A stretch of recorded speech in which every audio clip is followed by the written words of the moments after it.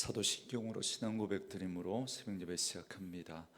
전능하사 천지를 만드신 하나님 아버지를 내가 믿사오며 그 외아들 우리 주 예수 그리스도를 믿사오니 이는 성령으로 잉태하사 동정녀 마리아에게 나시고 본디오 빌라도에게 고난을 받으사 십자가에 못 박혀 죽으시고 장사한 지 사흘 만에 죽은 자 가운데서 다시 살아나시며 하늘에 오르사 전능하신 하나님 우편에 앉아 계시다가 저리로서 산자와 죽은 자를 심판하러 오시리라.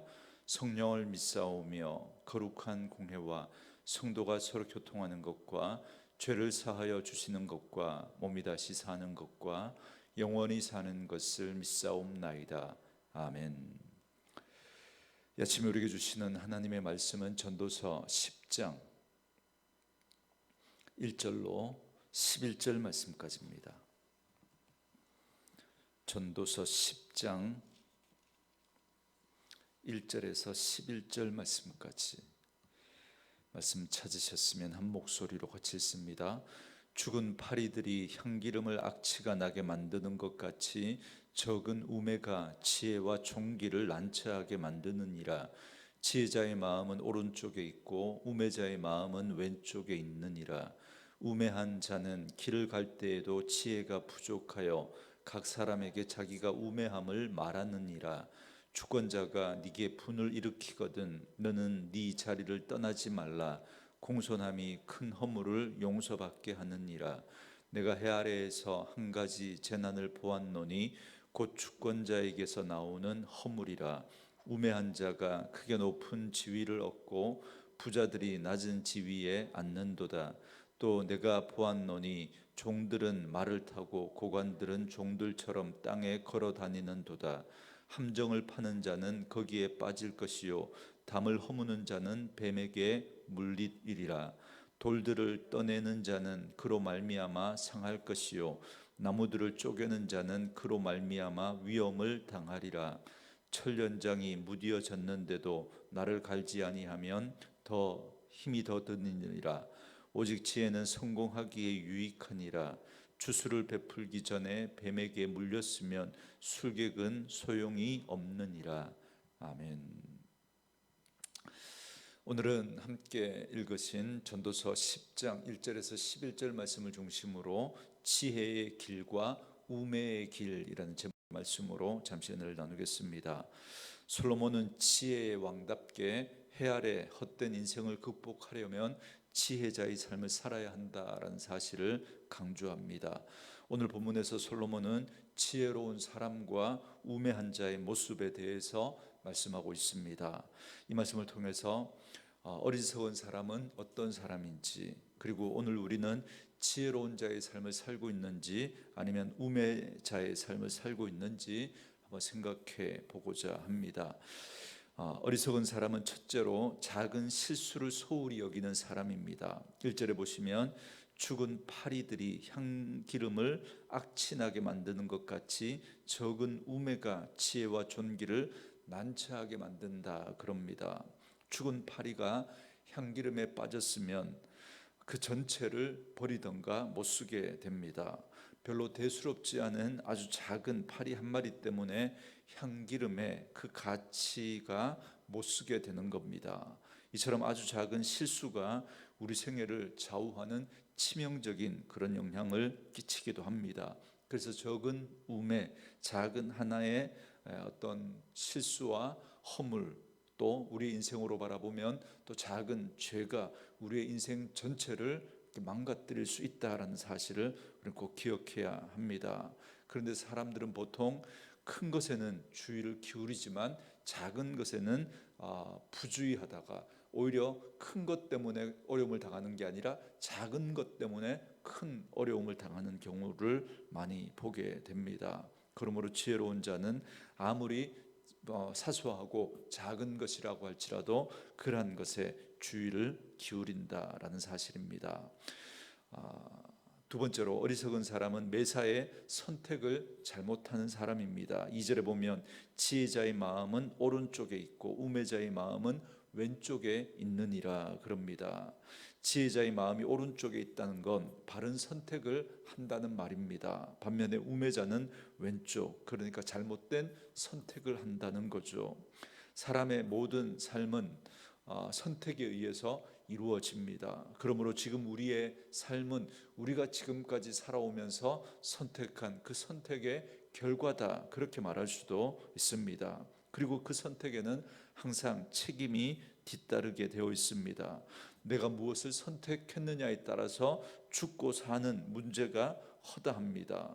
창세기 13장에 보면 아브라함의 조카 롯이 아브라함이 조카 롯에게 선택권을 먼저 주지 않습니까? 그러나 그 조카 롯이 눈에 보이기에 좋은 대로 그걸 선택했을 때 결국 그 선택이 소돔이었고, 그 소돔은 결국 멸망의 땅, 그 저주의 땅에서 아내를 잃는 그런 비극을 겪게 되지 않습니까? 그러므로 항상 말씀으로 이 하루를 시작하는 저와 여러분은 여러분의 마음이 하나님에게 있기를 원하고 하나님 편에 선택을 하는 분들, 그런 지혜로운 분들 될 수 있기를 주의 이름으로 축원합니다.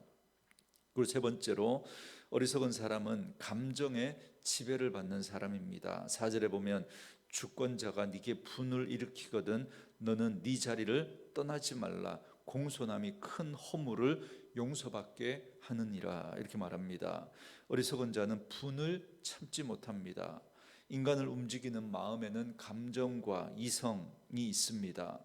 보통 감정은 뭔가를 추진하려고 하는 마음이고, 이성은 통제하는 기능을 가지고 있습니다. 그래서 감정은 무엇인가 하고 싶은 충동을 일으킵니다. 그러나 이때 이성은 그 감정을 통제하는 제어 장치를 하게 됩니다. 그것을 했을 때 어떤 일들이 주어질 것인지, 그리고 그 결과에 대한 책임을 또 내가 어떻게 져야 하는지, 그런 부분들을 우리가 이성을 가지고 생각하게 되는 거죠. 그런데 어리석은 사람은 이성이 작동하지 않고 감정대로 움직입니다. 그래서 감정 조절이 안 되고 감정의 노예가 되고 마는 것이죠. 성숙한 인격을 가진 사람은 언어와 감정과 행동을 절제할 수 있습니다. 하나님 앞에서 머물러 다시 한번 생각하는 거죠. 어리석은 사람은 감정 조절이 안 되기 때문에 아무 데서나 화를 내고 또 그 분을 다 표출해 버립니다. 생각이 깊지 못하기 때문이죠. 그래서 생각하기 전에 행동해 버립니다. 예수님이 말씀하시죠. 온유한 자는 복이 있나니 저희가 땅을 기업으로 받을 것이다 말씀합니다.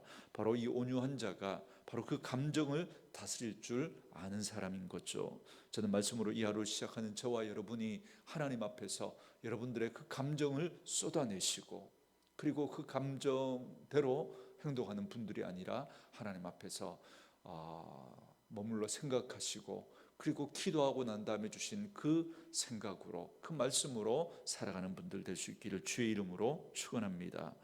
네 번째로, 어리석은 사람은 자기의 분수를 모르는 사람입니다. 우리는 소크라테스에 대해서 너무나 잘 알고 있죠.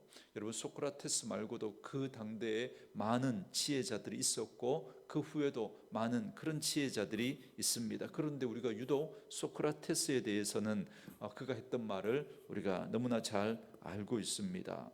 당시 소크라테스는 그 당시 지혜 있다고 하는 사람들, 지성이 있다고 하는 사람들을 보면서 그들이 아무것도 모르면서, 제대로 아는 것도 없으면서 아는 것처럼 행동하는 그들의 오만한 모습, 교만한 모습을 보면서 이렇게 말하지 않습니까?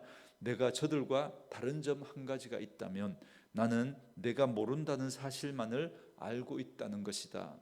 너 자신을 알라. 이 한마디로 자신의 분수, 자신의 주제를 파악하라고 하면서 그 유명한 말씀을 오늘날 우리들이 잘 알고 있습니다. 그만큼 그 말이 여러분 지혜의 말이고 정말 영향력이 있는 말이기 때문에 사람들이 기억하는 것 아닙니까? 여러분, 정말 그런 것 같습니다. 6절과 7절 말씀을 보면 사람들이 모두 뒤바뀌어져 있는 그런 모습들에 대해서 말씀하고 있습니다. 사회가 건전하면 각자가 자기 능력에 맞는 대우를 받아야 하는데, 종들이 말을 타고 다니고 지도자들이 종처럼 땅에 걸어 다니는 사회가 된다면 그 사회가 제대로 되겠습니까? 능력이 없는 정치인에게 중요한 일을 맡기면 백성들은 고통을 당할 수밖에 없습니다. 그리고 사회는 혼란스럽고 또 국격은 또 떨어질 수밖에 없습니다. 이게 바로 종을 말타게 한 그 결과로 주어지는 겁니다. 그릇이 안 되는 사람에게 그 일을 맡긴 거죠. 이처럼 자신의 분수를 벗어난 행동, 자신의 능력을 넘어선 자리에 앉으려고 할 때 문제가 생기는 겁니다.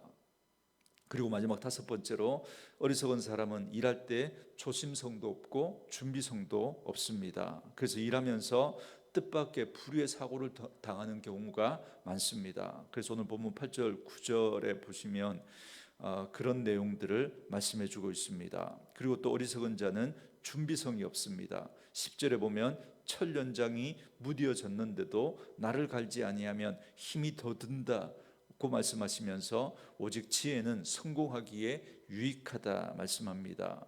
어리석은 사람은 준비성이 없기 때문에 일을 해도 더 힘들 수밖에 없습니다. 그리고 그 다음에 조심성과 준비성이 없는 그 예로 아주 재미있는 예를 하나 들고 있죠. 11절에 주수를 베풀기 전에 뱀에게 물렸으면 술객은 소용이 없느니라 그럽니다.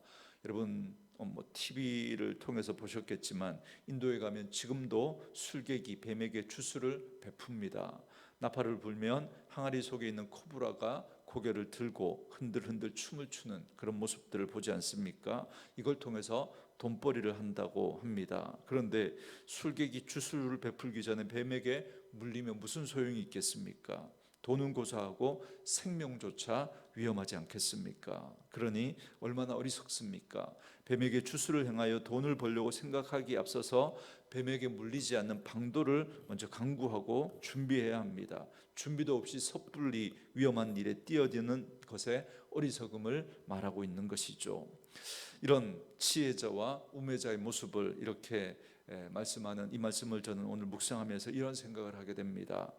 이렇게 어리석고 우매한 자라면 마땅히 그에 합당한 대가가 주어져야 되는데, 그런데 오늘 말씀에 보면 오히려 그들이 권세를 누리고 부를 독점하는 경우가 생깁니다. 비천한 자들이 존귀한 자들 위에 군림하는 경우가 생깁니다.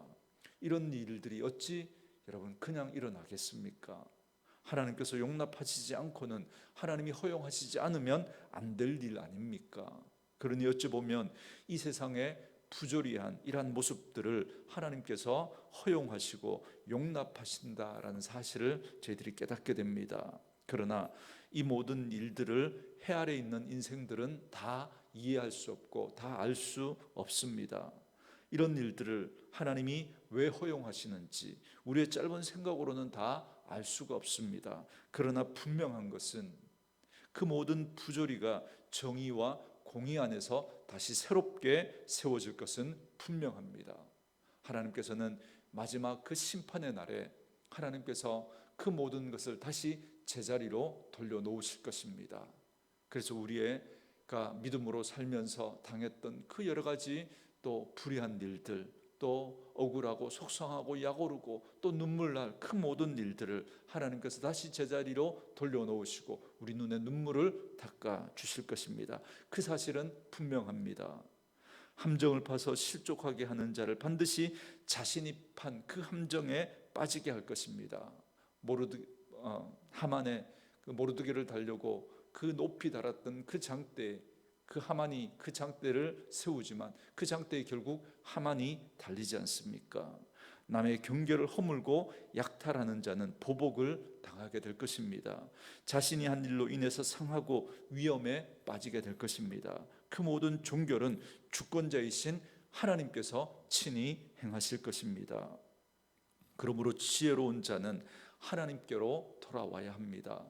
심판이 이르기 전에 돌아서야 합니다. 이미 그 심판의 자리에 서서 돌아본들 여러분 아무 소용이 없음을 여러분 알아야 합니다.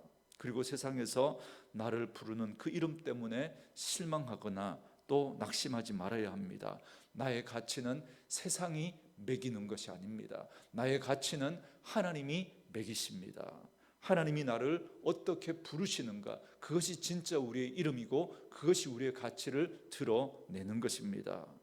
하나님은 심지어 나의 약점과 부족함에도 불구하고 나를 하나님의 자녀라고, 내 사랑하는 아들과 딸로 하나님 그렇게 우리를 불러주시고 우리를 거룩한 성도로 불러주셨습니다. 그래서 나의 진정한 이름은 세상이 부르는 이름이 아니라 하나님께서 불러주신 이름에 있다는 사실을 여러분 꼭 기억하십시오. 나의 연약한 허물을, 귀하고 향기로운 충성과 헌신을 하나님은 아십니다. 나의 연약함도 아시고 또 나의 마음의 그 중심, 하나님 향한 그 중심도 하나님이 아십니다. 그러므로 하나님께서 부르시는 나의 이름은 이 땅에서 불리는 이름과 다를 수밖에 없습니다. 주께서 부르시는 그 나의 이름을 생각하고 오늘도 나의 연약함을 아시고 나의 부족과 허물을 아시지만 그럼에도 불구하고 나를 존귀한 자로, 나를 귀하게 여기시면서 나를 부르시는 그 하나님의 부르심 앞에 오늘도 우리에게 주어진 이 땅의 삶 속에서 그 세상의 푸조리를 바라보면서 낙심하고 절망하는 그런 자들이 아니라 그 속에서도 하나님이 다시 새롭게 하나님의 공의와 하나님의 질서로 세우실 그 일들을 바라보면서 오늘도 지혜롭게 행하며 살아가는 저와 여러분 되어줄 수 있기를 주님의 이름으로 축원합니다. 주신 말씀 묵상하시면서 이 찬양 함께 들으시며 기도하는 시간 갖겠습니다.